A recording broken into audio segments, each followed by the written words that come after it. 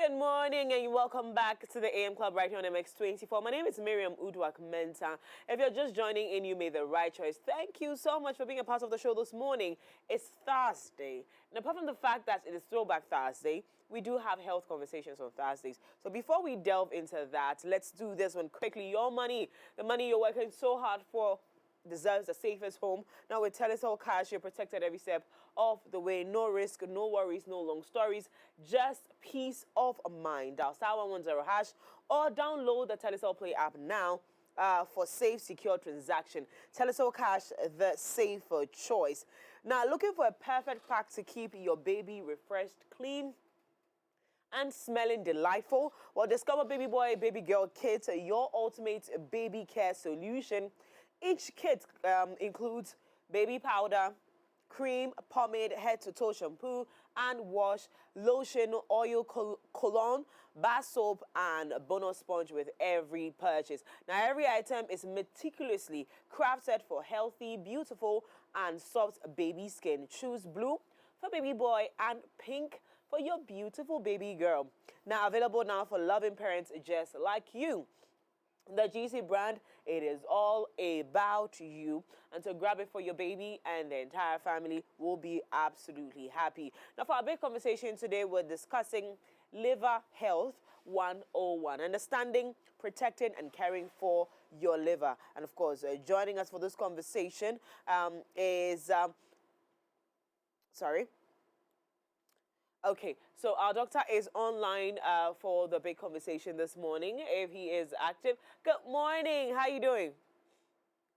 Good morning, Miriam. How are you? It's time for me to join you in that room right now because, yeah, it's Yes, time. It's time. Officially, it's time. It's officially time for us indeed. to do this. But how are you doing, Doc? I'm amazing. How about you? I'm well, thank you. I'm well, struggling with the weather, but yet we're alive. What is the remedy for this? Whether for those who are prone to cold and joint pain during this very cold, rainy season? That's a great question. So a lot of people, when the weather, changes and gets a little colder, Yes, the humidity in the atmosphere drops and it can cause a little bit of pressure in their joints. yes, It gives them a lot of pain and yes, stiffness. yes. So the remedy to that is to keep the body warm. How do Warm. you do that? You can start your day with some light exercise and movement, and that would be a great way to remedy that. Okay, awesome, awesome. Me, when my joint is paining me, I should go and be moving around. Doc, really? Well, you start very lightly. Yeah, Light mobility, stretching, nothing crazy. nothing crazy. Okay, so for my community people, Doc says we should do small light walking around, and for those who have congestions in their nose and struggle with sinuses during this period, what's the remedy for that as well? Similarly, you can consider a humidifier, okay? Or you do the normal humid bath. So you get a bowl of hot water and you inhale the humid warm vapor. So that opens up your sinuses a little bit. Yeah. People who have chronic sinus congestion, though, it would be beneficial for them to not only get properly assessed by an ENT who's going to actually review what Yes. is going on in the sinuses, but a quick home remedy is something we call a nasal rinse. This is where you pour distilled water through one nostril and then it cleans up all the mucus in the sinuses Yes. and then it comes back out of another one. Yeah. Not me though. I'm sorry. Okay. So, but that sounds to me like very painful. Anyway, we're not going to get into that. That's not what we're discussing today. I think on a different day, Charlie, next Thursday we're going to discuss this one. So team, put that together. Let's discuss this one because it's a real issue.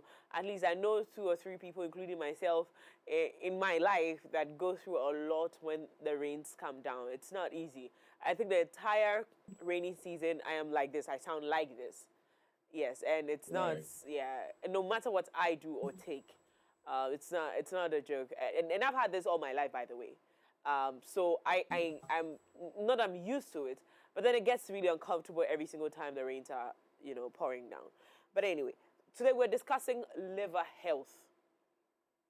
This is a part of the body that I don't think we have enough conversation about. So please, let's start from the top, where we define what the liver is and its role in our body. Right. So when you think about the liver, it is the largest solid organ, internal solid organ in your body. It sits right underneath the right side of your ribs. And the liver is responsible for so many what we call metabolic functions. That is how well your body processes the food and energy that you feed it. It is Yeah. solely responsible for keeping your blood sugar stable in between meals. Otherwise, without a functioning liver, what that means is when you eat and you have the next meal in about 4 hours, you are going to struggle. Your blood sugar will drop, and that can be life threatening. So, your liver comes in as a buffer to allow you to maintain normal blood sugar levels. Yes. Beyond this, it is also responsible for detoxifying you. That is all the byproducts of the small processes that happen in your body, the toxic products that are produced as a consequence of natural physiology and your natural body's processes. These products need to be cleared from the blood. When they Right. build up, they can become toxic. So the liver comes in to also allow for that. And it also has other functions to do with your hormone processing. Yeah. It plays a minor role in immunity, and it stores a lot of vitamins and minerals for when you actually need it. So the liver as an organ is probably at the center point of your entire metabolic health. Right. No, but again, you say this and it sounds very like the role of the liver is so important. However, it's overlooked. I mean, I don't think that randomly people worry about where's my liver, what could be happening to my liver. Why do you think that's the case? Not at all, because the liver is quiet in its function. It doesn't make noise. Yes. It is quiet in its function until it's not, until something happens. That Yeah. is why the caution to avoid anything that could potentially damage your liver Yeah. is necessary. Okay, because by the time you start getting symptoms like the jaundice and the swelling up of your belly, then by then it means that the damage would have been a little too late. Too late. Right. So since we're already into the conversation of just making sure that you keep it healthy, let's talk about some of the habits that contributes to a damaged liver. Indeed, we may unknowingly damage our liver by some of these habits that we probably think are actually helping it. I'm sure everyone understands to a degree that alcohol, for example, is not the best thing for your liver and other organs in your body. But there are certain unregulated concoctions that we may take in the name of promoting health that can actually be injurious or deleterious to the liver. And I speak of not herbal medicine by itself, but I'm talking about unregulated mixtures that are made with no clear labels, no dose indication, Yeah. and no safety checks. So some of those things might be silently damaging our livers, as Yeah. well as some of the foods we may be consuming. So let's talk about the foods that could be damaging to our liver health. Indeed, indeed. The biggest culprit is added sugars. Okay, and this includes even your fruit juice. So when you consume a lot of added sugars, it is literally the equivalent of depositing fats inside your liver. The liver naturally has a little bit of fat in it, but it processes that fat and it moves it out into the blood. When you consume added sugars from things such as bread, pastries, sweets, soft drinks, and even fruit juices, it leads to the accumulation of a lot of fats in the liver. And over time, this can become problematic. It slows down the liver function and it can actually cause a little bit of inflammation and damage to the liver, reducing its efficacy or functionality over time. So some of these foods we need to be cautious of, particularly the added sugars, as well as deep fried foods. So we that like the fries and chicken, we should be very careful? You have to be relatively cautious in the quantities. Yes. So if you are eating your rice with mountains and mountains of rice with little to no protein and actually the green vegetables that can be actually beneficial and helpful, then you're asking the liver to process a large amount of carbohydrates, which, if done repeatedly, overburdens the liver with performance. And then it gets to a point where fat begins to accumulate. And this one struck me a little bit. I guess that's probably the question I wanted to ask before we get deeper into the conversation about how much alcohol you need to take to damage the liver, or how long you have to take. You have to drink to proper damage your alcohol, your liver. Sorry. Right. So the amount of alcohol the liver loves is 0. The liver absolutely does not like alcohol, particularly with the harder spirits, about 90% liquor. Alcohol gets converted when it gets to the liver into a more potently toxic substance. This is called acetaldehyde. And this acetaldehyde is probably the most damaging substance we know to the liver. So, to answer your question, the requisite amount of alcohol that the liver can do without is absolutely 0.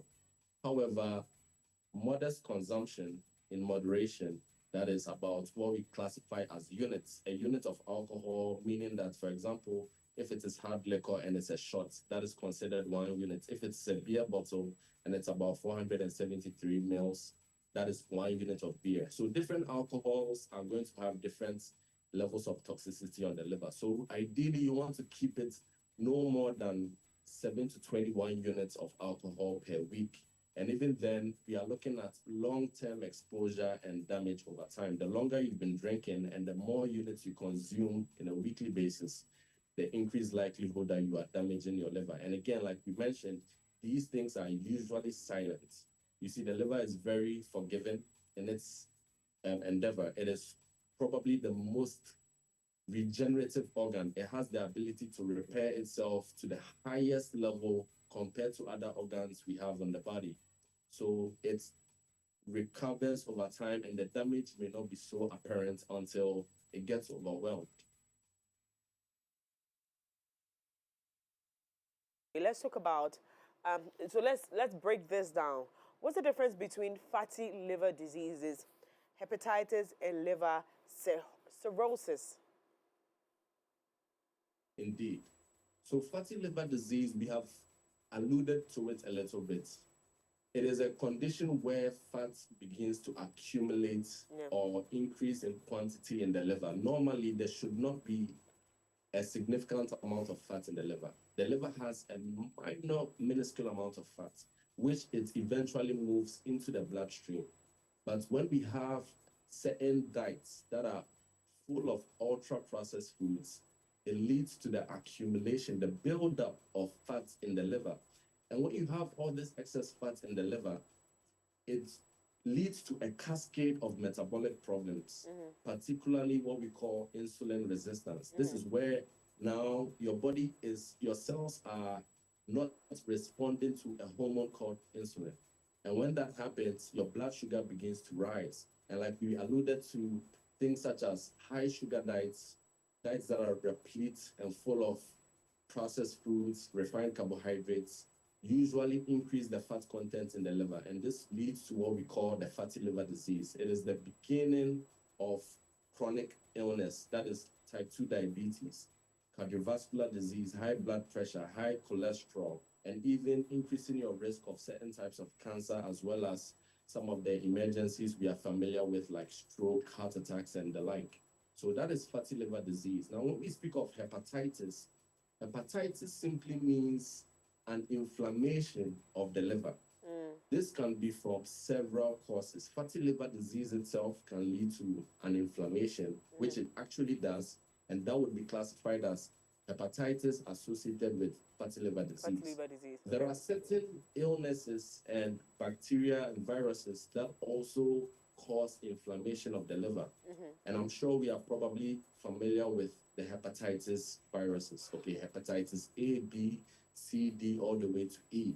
But in our context here, hepatitis B is what is endemic to the West African region. Hepatitis B usually contracted at birth from mother to baby or from shared personal equipment and blades and the like. Hepatitis B as a virus goes to the liver and it causes a lot of problems over time. Now, when you have this uncontrolled inflammation that has persisted for so many years, eventually it leads to scarring of the liver, and that is what we term cirrhosis. So when you have progressive inflammation that has caused a lot of damage, and this damage will be healed by scar formation, then it gets to a point the liver loses its smooth architecture and becomes rough, and it reduces in its function, and that is liver cirrhosis. Okay. At least we have this cleared out of the way. Now, are there specific groups of people who should be more concerned about their liver health and get regular screenings? Yes, if you have a history of hepatitis B, you should be concerned about getting regular liver screens done. Okay, that is probably the best way to prevent some of the complications of hepatitis B, like the liver failure and the liver cancer. Okay, if you're somebody who consumes a significant amount of alcohol, or you have an extending or enlarging waistline, your belly is growing, it may interest you to get a liver function test and probably a scan of the liver also done, as well as general individuals who are interested in improving their overall metabolic health. They are also able to, in a similar vein, do the necessary screens to ensure that they are taking care of their livers in that regard. Before we wrap up this conversation, I would like us to make a few more recommendations on how to live a healthy life, in effect, protect our liver. And so, for any individual watching this morning, you've talked about exercising, you've talked about eating right, you've talked about removing alcohol, if possible, completely out of your out of the things you consume. Can you make a bit more recommendation on how to live a very healthy life, in effect, protecting our liver? That's a great question. So, first things first, just as you have mentioned, is to stop giving the liver extra work that it has to undo. So, if you're somebody who drinks regularly, you probably want to consider cutting back or stopping altogether. If you are somebody who consumes a lot of medication, whether it's pharmaceutical, orthodox medication, or herbal medication, you want to also be able to have a right rationale behind why you consume that, because medications are processed by the liver, whether you like it or not. Whether you take it orally or it's injected into your veins, the liver is the final point where all of these medications are processed before it gets into the blood to do what it has to do. So we know that most medications can be damaging to the liver. Something like paracetamol that we may take for a minor headache is potentially toxic to the liver. So you want to avoid all these insults. That's number one.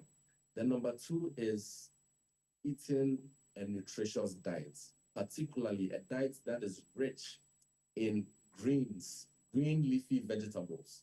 So contomere, cabbage, kale, spinach, broccoli, the cruciferous vegetable family. They activate some enzymes in the liver that improve its function, it supports its function.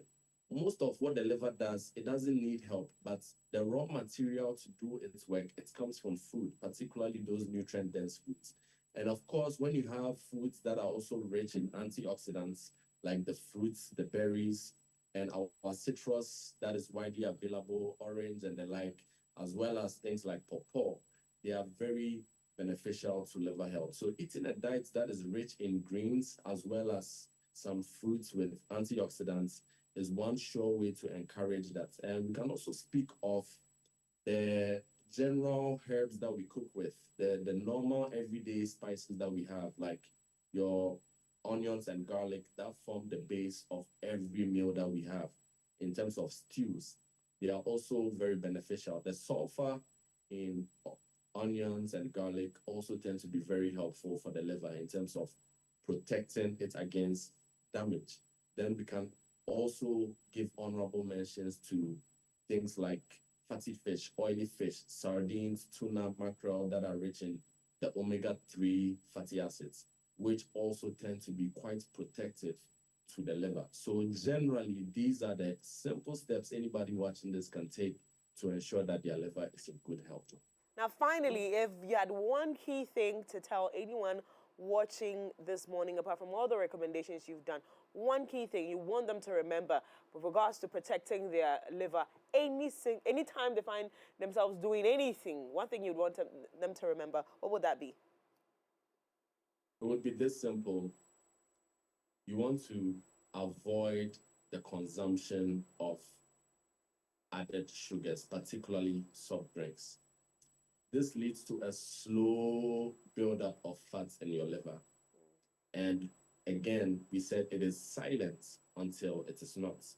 So a simple habit would be, if you're not drinking water or tea or a coffee, you probably don't want to be drinking anything that has added sugar, like soft drinks and processed fruit juices. So that would be probably my highest recommendation for liver protection from a benign side. Now, you want to also know your hepatitis status. If you've not been vaccinated against hepatitis B, even as an adult, you can go and have a quick test to check your status. If you are not vaccinated, please do, because it is preventable. And if you have hepatitis, then regular screening and monitoring is your best way to also be making sure that you're proactive with protecting your liver. I think I want to fire my entire team for coming for me. When you started talking about the added sugars in juices, the entire team is shouting in my ears, and I don't know why, because me, I don't even add sugar. This morning I had coffee, which I added the sugar myself. Anyway, thank you so much. See, the thing is, if you add sugar to coffee, yes, then at that point it becomes a dessert. You are missing the yes. Dr. Zach, you and I knew from the very first day I met you that we're not going to be friends. Now I see why. Because I don't know why you want me to go and have black sugar, black coffee. Why would I do that? Why? Why you would do that is because it is also the highest, should I say, evidence-based beverage that you can consume that has been consistently shown to improve liver function and reduce the fat percentage in liver. Coffee has some alkaloids, some compounds that are beneficial to reducing fat contents in liver. So it's very well known, about 2 to 3 cups a day is very beneficial for liver health. But if you add sugar and creamers and the like, you negate all that. Thank you, Dr. Zach Rahman, for joining us this morning, for deflating my joy, because I just had a cup of coffee and there was a lot of cream and a lot of sugar. But of course, I'm going to learn. I'm going to be a good girl this year and learn from you. And maybe, hopefully, we become friends. But thank you so much for joining us this morning. Dr. Razak Rahman is a medical doctor and fitness coach. He joined us to have a conversation on how to keep your liver healthy. And I hope you've learned a thing or two. And I hope you're going to take care of yourself. Added sugars are not a thing you want to be doing. Especially when I wanted to ask him about age, but then again, for every single person who's eating, who's alive and walking, you want to protect your liver by not eating, too much sugar. Don't include too much sugar like me in your things, and as much as you can, stay away from fizzy drinks and alcohol. Well, there's more coming up here on the show. Stay right here with us. We'll be right back.